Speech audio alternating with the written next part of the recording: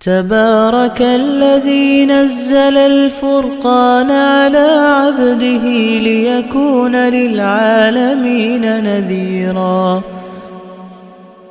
یا ایھا الذین آمنوا اذا لقیتم فئۃ فاثبتوا، اے ایمان والو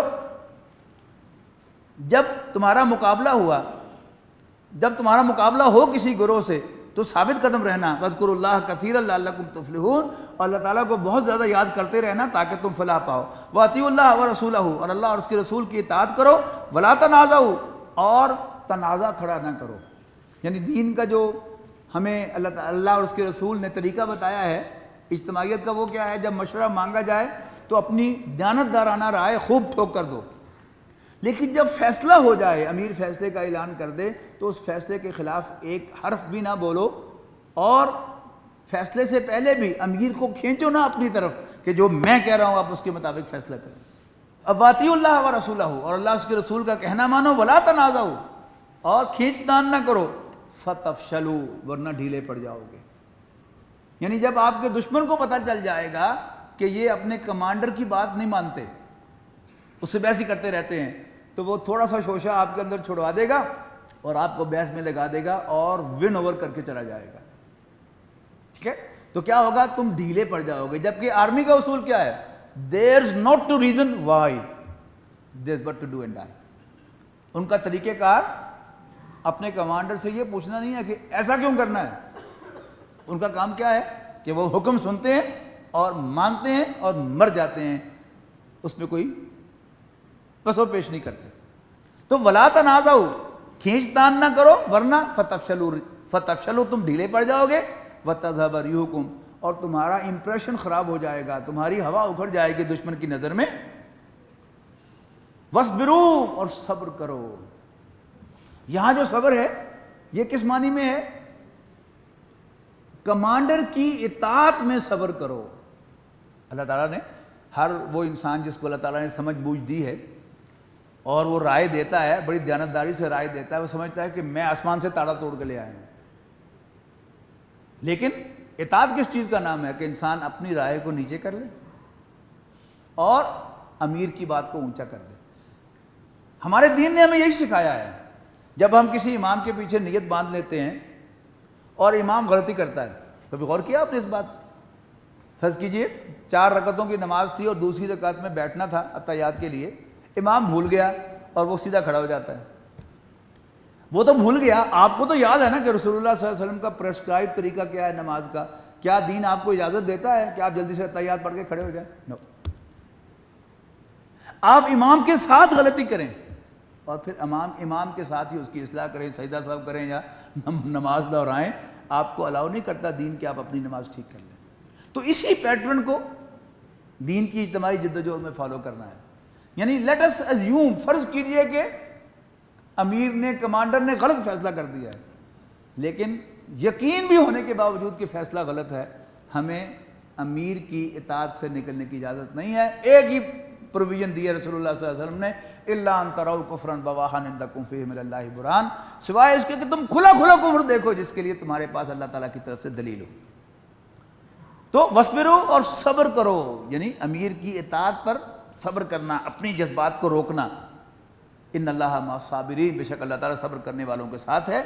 ولا تکونوا کالذین خرجوا من دیارہم بطرا ورئاء الناس، اور مت ہو جانا ان لوگوں کی طرح جو اتراتے ہوئے اور اپنی شان دکھاتے ہوئے لوگوں کو اپنے گھروں سے نکلے، ویصدون عن سبیل اللہ، اور اللہ کی راہ سے روکتے ہوئے، واللہ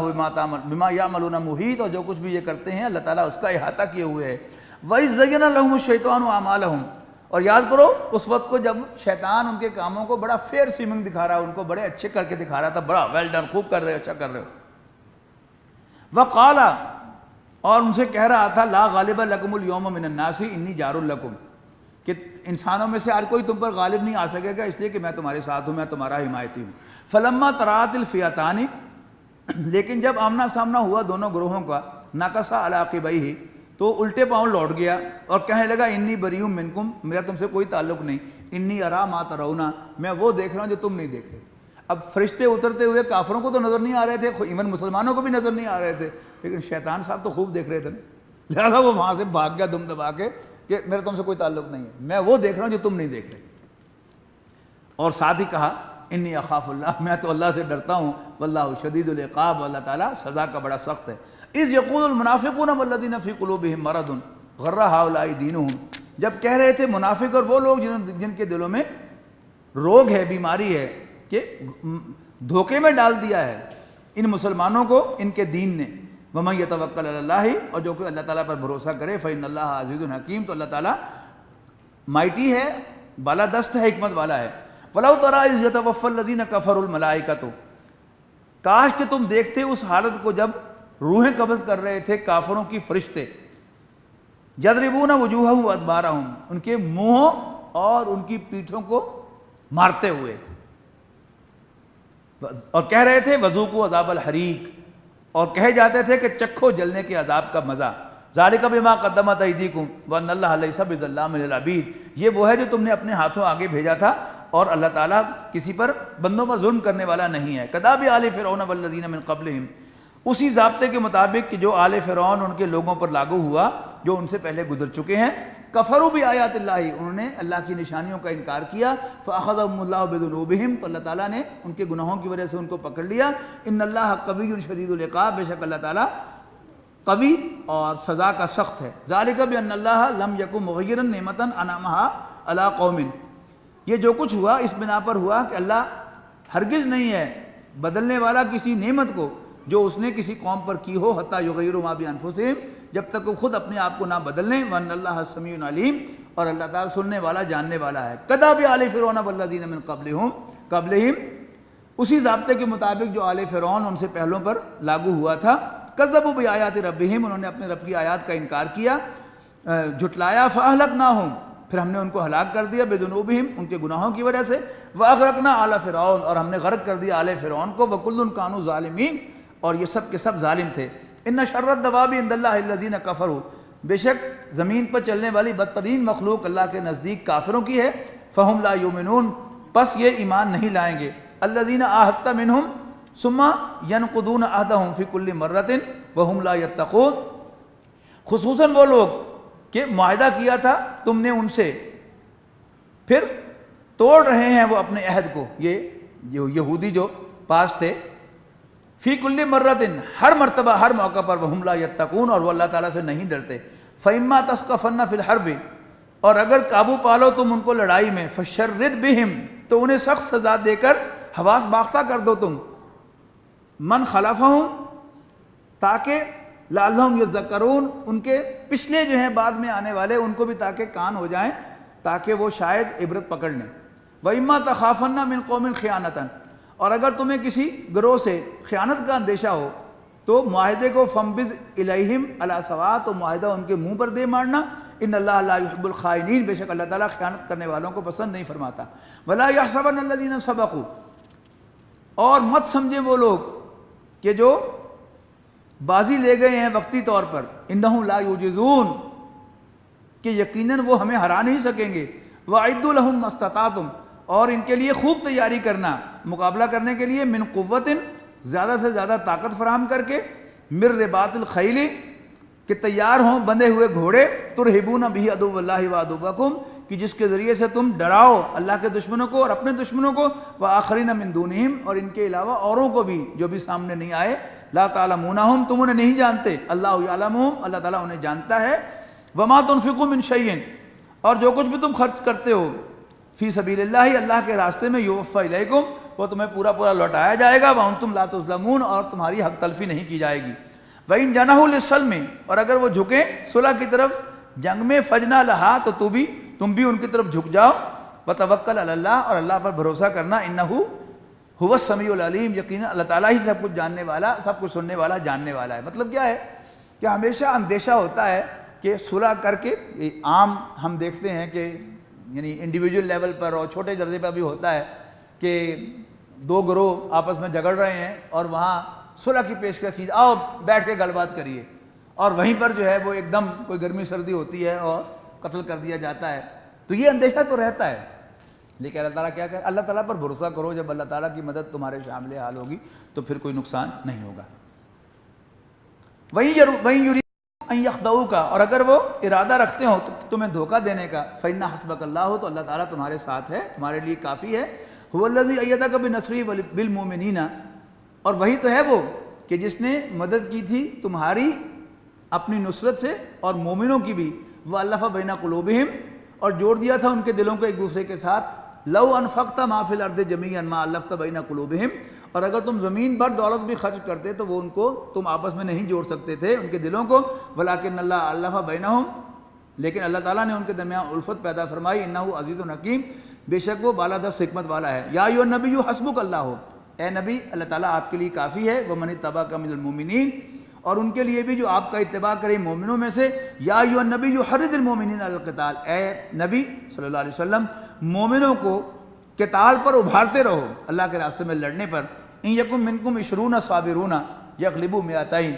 اور اگر یہ ہوں گے 20 ثابت قدم رہنے والے تو یہ 200 پر غالب آئیں گے، وَإِن يَكُن مِّنكُم مِّائَةٌ، اور اگر تم میں سے 100 ہوں گے، یغلبوا الفاً تو 1000 پر غالب آئیں گے، من الذین کفروا کافروں کے، بأنہم قوم لا یفقہون، اس لیے کہ وہ ناسمجھ لوگ ہیں۔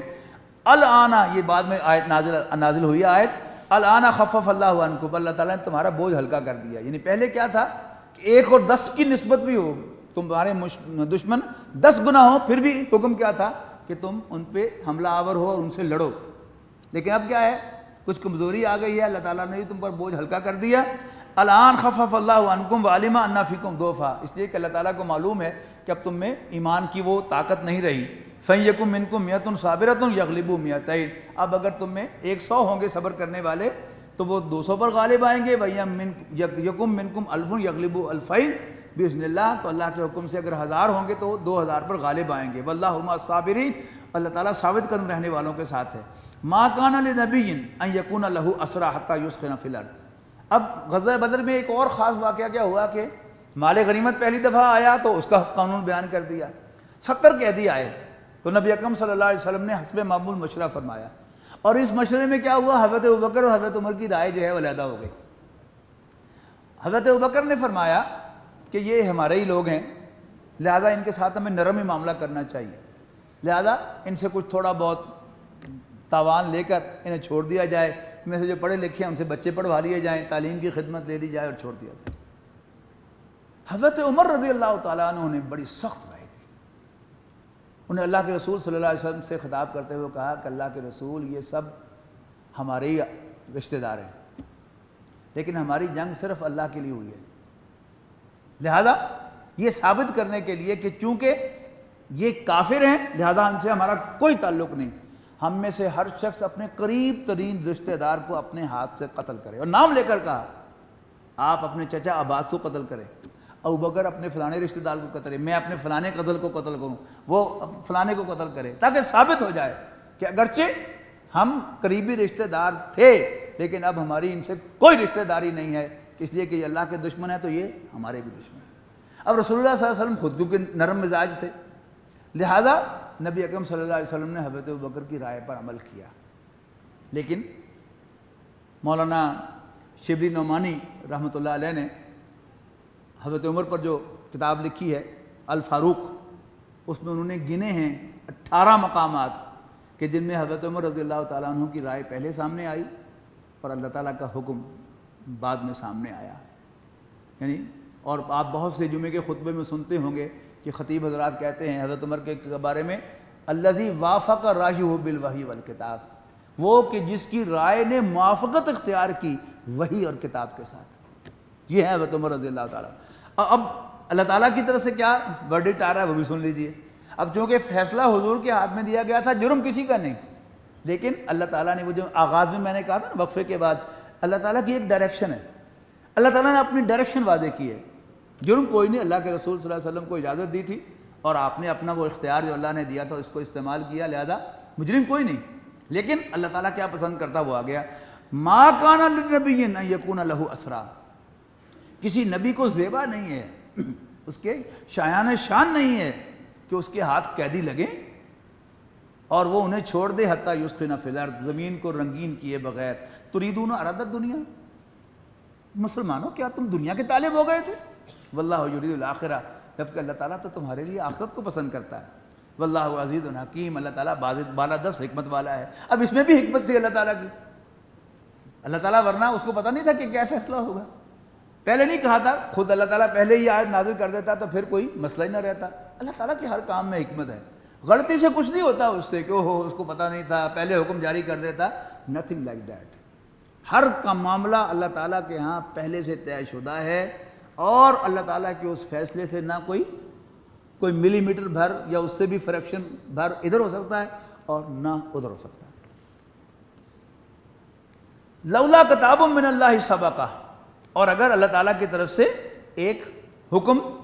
طے نہ پا چکا ہوتا، لمسکم فیہا اخذتم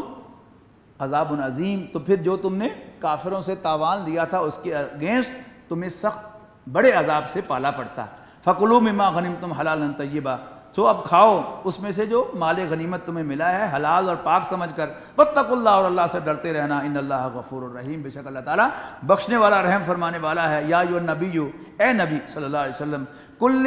من فی ایدیکم من الاسریٰ، کہہ دو ان سے جو تمہارے قبضے میں قیدی آئے ہیں، ان یعلم اللہ فی قلوبکم خیرا، کہ اگر اللہ تعالیٰ تمہارے دل میں کوئی نیکی پائے گا، یؤتکم خیرا، تو وہ تمہیں بہتر کر دے گا اس کے باوجود جو اس نے تم سے لیا ہے مسلمانوں نے، مما اخذ منکم، اس کے مقابلے میں جو تم سے لیا ہے مسلمانوں نے، ویغفر لکم، اور تمہارے گناہوں کو بخش دے گا، واللہ غفور الرحیم، اللہ تعالیٰ بخشنے والا رحم فرمانے والا ہے۔ وَإِن يُرِيدُوا خِيَانَتَكَ، اور اگر وہ ارادہ کریں گے تم سے خیانت کرنے کا، فقد خان اللہ من قبل، تو اللہ تعالیٰ سے وہ خیانت کر چکے ہیں اس سے پہلے، فَأَمْكَنَ مِنْهُمْ، تو اللہ تعالیٰ نے انہیں گرفتار کرا دیا تمہارے ہاتھوں، واللہ علیم حکیم، اللہ تعالیٰ جاننے والا حکمت والا ہے۔ ان الذین آمنوا وہاجروا وجاہدوا فی سبیل اللہ، یہ وہ آیت ہے جس کا میں نے پہلے حوالہ دیا تھا، چند آیات ہیں۔ بے شک وہ لوگ جو ایمان لائے، انہوں نے ہجرت کی اور جہاد کیا اپنے مالوں اور جانوں کے ساتھ اللہ کے راستے میں، والذین آووا ونصروا، اور وہ لوگ کہ جنہوں نے ان کو پناہ دی اور مدد کی، اولئک بعضهم اولیاء بعض، یہ سب ایک دوسرے کے دوست ہیں۔ والذین آمنوا ولم یہاجروا، اور وہ لوگ جو ایمان تو لائے لیکن انہیں ہجرت نہیں کی، ما لکم من ولایتہم من شیء، تو تمہیں ان کی رفاقت سے کچھ تعلق نہیں ہے، حتی یہاجروا، یہاں تک کہ وہ ہجرت کریں۔ وَإِنِ اسْتَنْصَرُوكُمْ فِي الدِّينِ، اور اگر وہ مدد چاہیں تم سے دین کے معاملے میں، فَعَلَيْكُمُ النَّصْرُ إِلَّا عَلَىٰ قَوْمٍ بَيْنَكُمْ وَبَيْنَهُمْ مِيثَاقٌ، تو تمہارے ذمے ہے ان کی مدد کرنا سوائے اس قوم کے خلاف کہ جس کے اور تمہارے درمیان کوئی معاہدہ ہو۔ اب بڑے سوال یہاں پیدا ہوتے ہیں، لیکن اہل علم کے طے کرنے کے ہیں کہ ہمارے کچھ ملکوں کے ساتھ معاہدے بھی ہیں، اور پھر ہم اندر خانے ان کے ساتھ جنگ کرنے کا جواز رکھتے بھی ہیں کہ نہیں رکھتے، خواہ کوئی ہمارے بھائی جو ہیں وہ ہماری مدد کے لیے پکار رہے ہوں، یہ سب باتیں وہ ہیں کہ جو اہل علم کے سوچنے کی ہیں، ان سے آپ پوچھ سکتے ہیں مفتی حضرات سے کہ ہم کہاں کھڑے ہیں، ہم جو کر رہے ہیں، جو حرکتیں وہ ٹھیک ہیں کہ غلط ہیں، کرنی چاہیے کہ دین کا جو مزاج ہے وہ کیا ہے، کہ ہم نے اگر کوئی معاہدہ کیا ہوا ہے اور ہمیں اپنے مسلمان بھائیوں کی مدد کرنی ہے، اور دوسرے فریق نے بھی معاہدہ توڑا ہوا ہے، تو پہلے اس کے منہ پر دے مارو کہ ہمارا تمہارا معاہدہ ختم، یہ ہے اہل ایمان کا طریقہ۔ لیکن آج دنیا کے سارے قوانین جو ہے بنے اس لحاظ سے ہوئے ہیں، یعنی سفارتی تعلقات جو ہیں اس کا ایک حصہ ہے کہ سفارتی تعلقات کے ساتھ ساتھ نیچے سے جڑ بھی کاٹی جا سکتی ہے۔ دین کا مزاج یہ نہیں ہے۔ واللہ بما تعملون بصیر، جو کچھ بھی تم کر رہے ہو اللہ تعالیٰ اسے دیکھ رہا ہے۔ والذین کفروا بعضهم اولیاء بعض، اور کافر ایک دوسرے کے دوست ہیں۔ الا تفعلوہ تکن فتنۃ فی الارض وفساد کبیر، اور اگر تم نہ کرو گے ہمارے احکام پر عمل تو برپا ہوگا فتنہ زمین میں اور بڑا فساد۔ والذین آمنوا وہاجروا وجاہدوا فی سبیل اللہ، پھر وہی بات دہرائی، اور وہ لوگ جو ایمان لائے اور انہیں ہجرت کی اور اللہ کے راستے میں جہاد کیا، والذین آووا ونصروا، اور وہ لوگ جنہوں نے ان کو پناہ دی اور مدد کی، اولئک هم المؤمنون حقا، تو یہ سب کے سب سچے مومن ہیں۔ لہم مغفرۃ ورزق کریم، ان کے لیے بخشش بھی ہے اور عزت والی روزی بھی۔ والذین آمنوا من بعد وہاجروا، اور وہ لوگ جو اس کے بعد ہجرت اور ایمان لائیں گے اور جہاد کریں گے،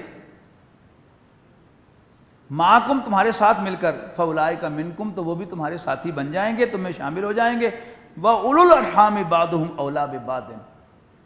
البتہ جو رحمی رشتے ہیں جو اللہ تعالیٰ نے بنائے ہیں وہ ہر حال میں اوپر رہیں گے اللہ تعالیٰ کے احکام میں۔